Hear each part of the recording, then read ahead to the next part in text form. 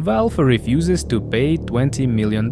Recently, some lawyers found a clever way to make money off of Valve. They took Steam's arbitration rule, which was originally meant to protect players, and turned it into a weapon, gathering tens of thousands of users and filing thousands of separate claims against Valve, each of which the company is obligated to pay for. As a result, the bill has already reached tens of millions of dollars, and the goal of these lawyers is to make Valve pay a massive sum to stop this flow of cases. This news is truly fascinating, but today we'll also talk about some updates from CS2 itself. For example, changes to the VRS system. So drop a like and let's go! Want free cases? Then check out Clash, where you can join and win in-case battles. By using my link and promo code, you'll get a 5% bonus and free cases right away. They've got tons of game modes, including the new tiles and my personal favorite, Crush, where you can test your luck. You can deposit using whatever works best for you, even CS2 skins, and you can cash out with skins or even crypto. They also have free raindrops, so you can grab as many rewards as possible. Grab your free cases with the link below. Alright, let's start with this big and interesting story. Valve is once again at the center of a major legal scandal. In fact, they've been involved in it for quite a while. But now we're getting reports that Valve is refusing to pay more than $20 million.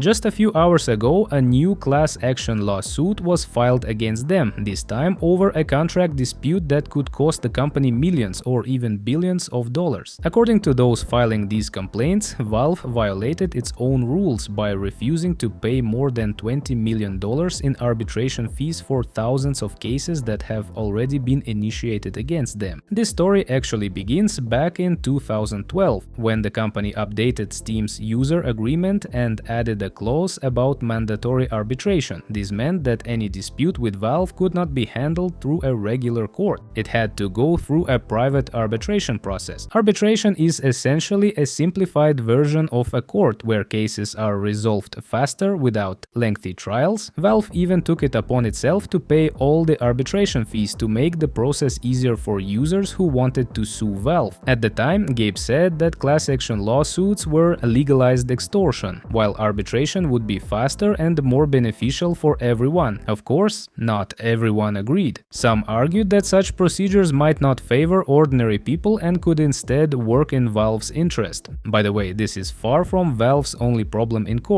They're also facing lawsuits from publishers over the 30% commission, from players accusing the company of monopoly practices and price fixing, which in my opinion is pretty funny considering that Steam seems to have some of the lowest prices among all game stores. And don't forget what we talked about in the last video, their issues with payment giants Visa and MasterCard, and if you haven't seen that video, you should definitely check it out. The story of this particular lawsuit began in 2021, when a group of players accused the Valve of monopolistic practices and artificially inflating prices for Steam games. Valve sent them to arbitration as per the terms everyone agreed to upon registration. A judge sided with Valve and the case moved into arbitration. Of course, Valve expected only a handful of individual claims, but law firms saw an opportunity to cash in. They recruited users willing to participate. This was a strategy called mass arbitration, where instead of filing one large class action lawsuit, they submit thousands of individual cases. Since Valve had to pay arbitration fees for every single case, the total cost began to skyrocket. At one point, Valve even managed to obtain a confidential presentation from a former lawyer at one of these firms, which described the mass arbitration as a business strategy to extract money from large corporations. In that document, Valve was specifically named as a target because of its massive user base. Valve tried to file a counter-suit claiming this was abuse of the system, but the court dismissed their complaint at the time.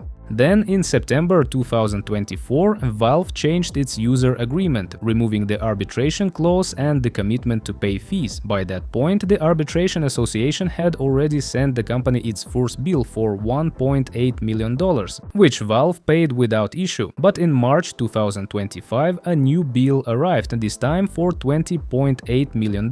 This payment Valve refused to make. Now, lawyers from the Mason LLP firm, the ones behind the mass arbitration, arbitration, have filed a new lawsuit against Valve, claiming the company breached its contract by refusing to pay the fees and that they're acting in bad faith by imposing arbitration and then blocking the process. According to their calculations, $20 million is just the tip of the iceberg. If all 14,000 cases go through to completion, the total payout could reach hundreds of millions of dollars. Valve, on the other hand, will try to prove that this isn't about protecting players' rights, but rather a money-making scheme by the law firm. Their key piece of evidence will likely be that same confidential presentation describing mass arbitration as a pressure tactic against companies. For regular Steam users like you and me, this whole situation is an example of how certain legal loopholes can be turned into a weapon. Personally, I think Valve is in a stronger position here and I hope they win, especially since the accusations about price inflation seem downright laughable. Now moving on to some other news. On August 6th, Counter-Strike 2 got an update to its system. The change was that now